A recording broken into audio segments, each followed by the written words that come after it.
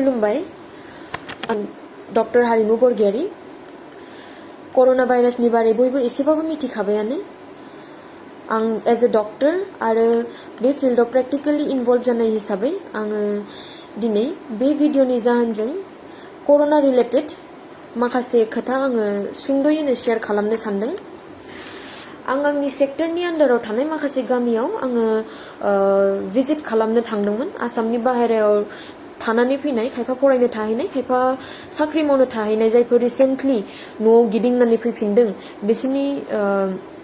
न'आव टीम लानानै आङो भिजिट खालामनाय जादोंमोन बे भिजिटिं टाइमाव आङो गामिनि जा मोनसे सिनेरिय' नुबोदों जायखौ आं सानो जे गुबुन गामिफोरावबो जानो हागौ होननानै फार्स्ट खोथाया जाबाय आङो गामिनि मानसिफोरनि गेजेराव सांग्रांथिखौ एसे खम नुनो मोनदों ज' मानसि बाहेराव गेदार जानानै थानाय गेलेनाय बेरायलाबाय थानाय आङो नुबोदों दा जोङो बयबो मिथिखाबाय जे बे भाइरासआ बेसेबां स्पिडआव सासेनिफ्राय सासेसिम स्प्रेड जालांबाय थानो हायो दा बे खोथाखौ मिथिखानानैबो जुदि जोङो बाहेराव ओंखारबाय थायोबा गिदिंबाय थायोबा गेदारिं खालामबाय थायोबा जोङो बे भाइरासखौ बांसिननिफ्राय बांसिन स्प्रेड जानो थाखाय लामा खेवनानै होनाय बायदिसो जागोन आरो जुदि सोरबाफोर सानोबा जे आंनाव बे बेमारा जानो हानाय नंखाया आरो मालाबाफोर सोरबा जुदि कनसियास जानानैबो दंमोन ओमफ्राय सानदों जे बे जास्ट वान टाइम बे खनसेल' जेबो जानाय नङा होननानै बिदि साननो नाङा बे बिराद गिदिर गोरोन्थि जागोन भाइरासआ रावखौबो नाया जातिबो नाया धोरोमबो नाया बिसोरनो मानसिनि देहाल' नांगौ स्प्रेड जानो थाखाय माल्टिप्लाइ जानो थाखाय दिनैनिफ्राय लकडाउन स्टार्ट जाबाय दा बे लकडाउना खालि हाइवेआव गारि दा खारथों होननानैल' नङा हाइवेनि सेरनि बाजारफोर दुकानफोराल' बन्द थाथों होननानैल' नङा बयबो गाव गावनो बुजिनानै गाव गावनि न'आव थानाया मोजां जागोन रावबो रावनिबो न'आव थांलायलायनोबो नाङा फैहोलायनोबो नाङा आरो बे खोथायाव गाज्रि मोनलायनायनिबो खोथा गैया बेयो बयनिबो मोजांनि थाखायसो दा बे लकडाउन टाइमाव इमारजेन्सि टाइमावल' ओंखारलांनांगौ जानो हागौ मालाबा थ' बे इमारजेन्सि टाइमाव जुदि ओंखारलाङोबाबो जेसेबां प्रिभेन्टिभ मेजार्स दङ बेखौ मेनटेन खालामनांगोन आरो ससियेल डिस्टेन्सिं होननायखौ मोजाङै मानिनानै थांनांगोन जाहाथे नों सोरजोंबा रायलायोबाबो बे 1 मिटार डिस्टेन्सआ मेनटेन जायो साइडआव सोरजोंबा जिरायनानै थानांगौ 1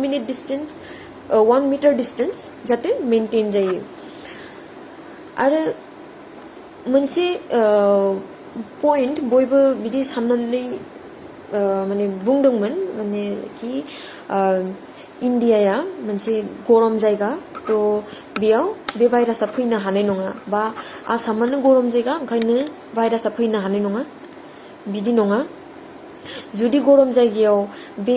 भाइरासआ फैनो हायामोनब्ला होमबा महाराष्ट्रआव दिल्लीफोराव केरेलाफोराव बे केसआ कर'ना पजिटिभ केसआनो ओंखारनाय नङामोन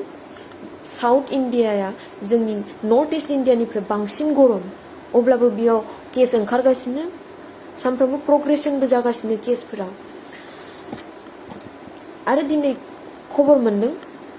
जे नर्थ इस्टआवबो पजिटिभ केस ओंखारबाय होननानै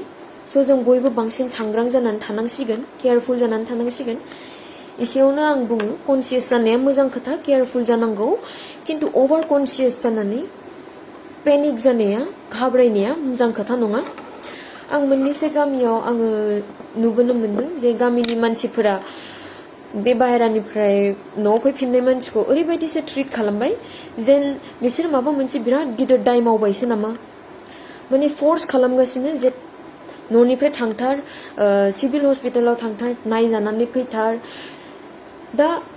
गामिनि मानसिफोरा बेबायदि खालामोबा बेयो बिसिनि सायाव मोनसे बे मानसिनि सायावबो आरो बिसिनि फेमिलिनि सायावबो मोनसे हेरेसमेन्ट खालामनाय बायदि जायो सोरबाफोर न'आव फैफिनदों होननानै खबर मोनोबा बेखौ गावबुरानाव खबर होनानै ओमफ्राय गामिनि आसानाव खबर होनानै ल'दोन आरो बेखौ आरो बे खोथाखौ एनश्योर खालाम बयबो गामिनि मानसिफोरा जे जायफोर न'आव फैफिनदों बिसोरो जाहाथे न'निफ्राय ओंखारा जाहाथे जेराव मेराव गिदिंलाबाय थाया आरो जाय फैदों नोंसोरबो सेल्फ रेसपन्सिबल जानांगोन जे नोंसोरो बाहेराव एटलिस्ट फर 2 weeks जेरावबो गिदिङा न'आव फैदों न'आवनो आरामसे था आरो बेखिनियावनो आं बुङो आशा आरो गावबुरानि खामानिया मा जागोन नोंथांमोननि खामानिया बेनो जे गामियाव जायफोर फैफिनदों बिसोरखौ खबर लानानै गामिनि खाथिनि स्टेट डिस्पेन्सारि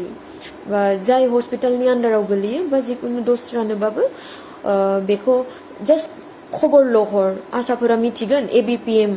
आरो